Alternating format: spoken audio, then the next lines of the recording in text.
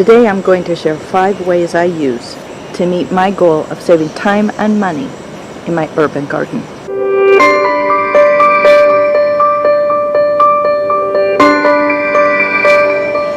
I enjoy gardening, but I want it to be more than a hobby. I want to produce food for us to eat that is as organic and pesticide-free as possible. Here in the city, I don't think I can grow a sustainable garden. I mean, a garden that produces enough food for me to live on. But I can grow some. And I want to make my time and money go as far as possible.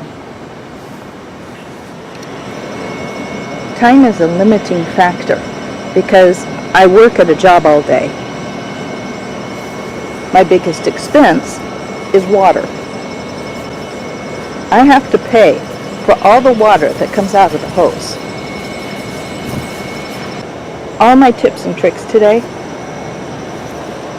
are interrelated to meet my goals of saving time and money. By far, the most important time and money saver is mulch. I mulch everything I can. Grass is my primary source of mulch. I have to mow the grass anyway, so using it as mulch is a money-saving option.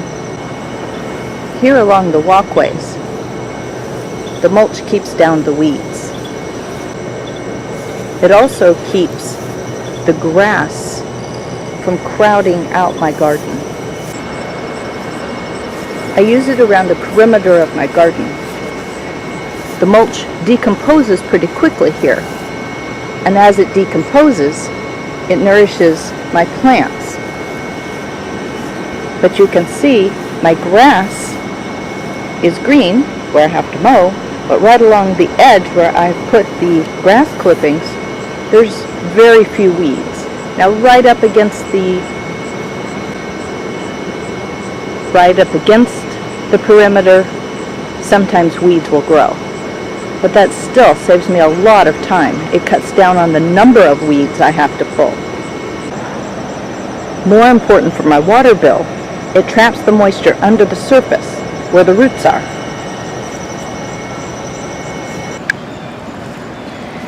Here's an example of the mulch at work. This little tomato doesn't have mulch. It was planted at exactly the same time from the same seedlings as this one here. I ran out of mulch, so I only put mulch on this one. You can see that this one is about as tall as my hand, about 6 inches. Whereas this one is only a few inches tall. Likewise, here we have Napa cabbage that was planted at the same time. This one had no mulch.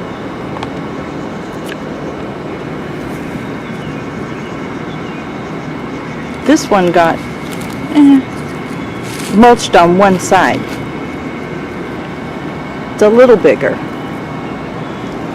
And this one over here got mulched all the way around. This is why I mulch everything I can.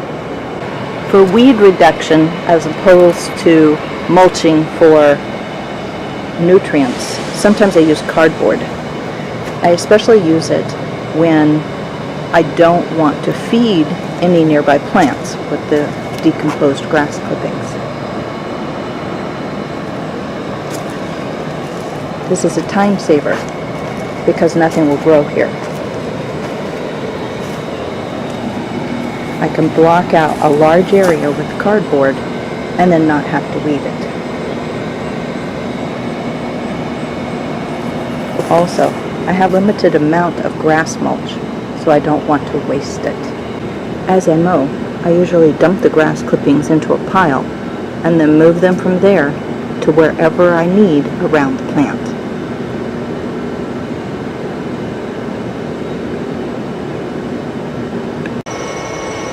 Here, I use 2 thin pieces of wood from an old door. The door keeps the ground near the garden moist. It prevents the weeds from encroaching on my garden area and gives me an easy platform to stand on. It makes it easier to mow around the edges too. Number 2 is related. Use what you have. I've already showed you the grass clippings, which is my free source of mulch. The recycled cardboard or wood, which otherwise would have been thrown away, can be recycled and will eventually decompose and join the dirt. The other important source of mulch and nutrients for the plants are leaves. I want to use any leaves that I have. One of the difficult things about an urban garden, as opposed to a larger homestead, is it's hard to find sources for mulch and compost. So we try to make the best use of all of the sources that we have. One of those are the branches that we cut. Anytime we trim a bush, we save the branches and let the leaves dry a little bit. Then we're able to save these dried leaves to put around our plants. Leaves are one of the very best sources of nutrients because the tree or the large bush has used its roots to pull up the nutrients from deep in the ground and bring them out into the leaves. So as these leaves decompose, it will feed the plants, and in the meantime it will keep the roots cool.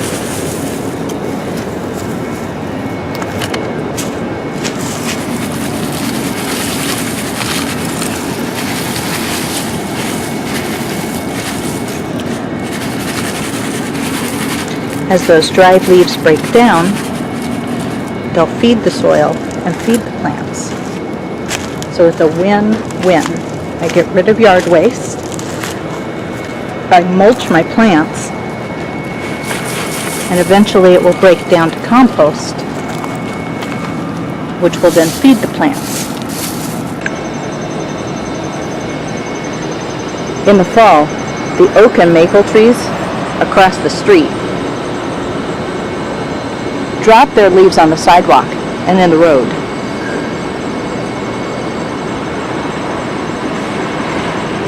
I rake them up and bring them here to cover the garden area for winter.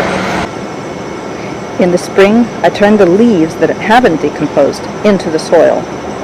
During spring and summer, I try to recycle everything I prune or cut. Small things can be mowed, or I can just remove the dried leaves and put those directly on the plant.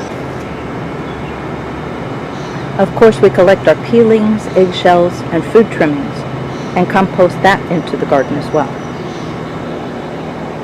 I spread my coffee grounds around the greens.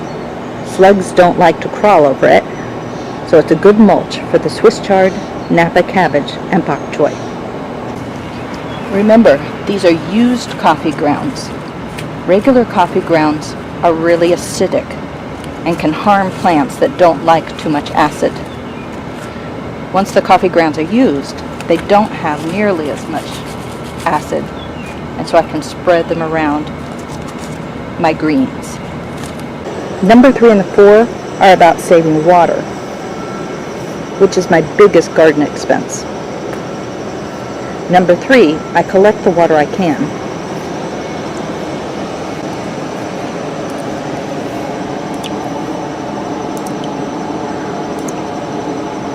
Water comes off my roof in a couple of spots.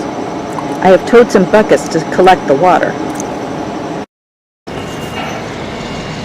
Here in Virginia, mosquitoes are a problem, so I use the water quickly. I only have standing water if it's been treated with mosquito bits, which is a bacteria that kills mosquito larvae without harming anything else. Inside, we collect the water in 2-liter bottles or gallon milk jugs.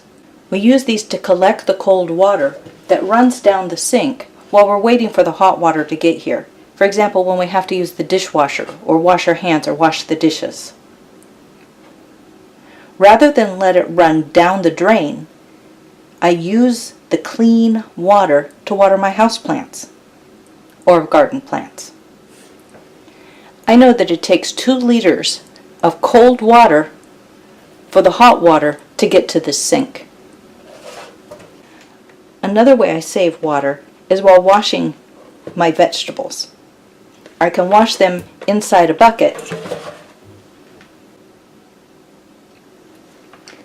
and then use that water on the garden.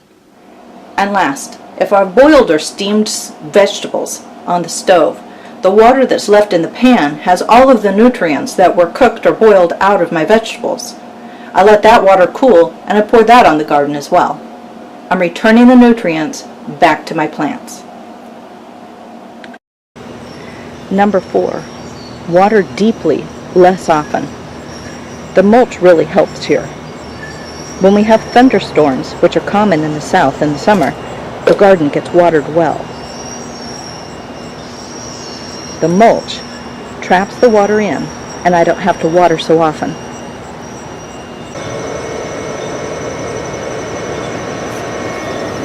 I put the water on the ground rather than spraying the top.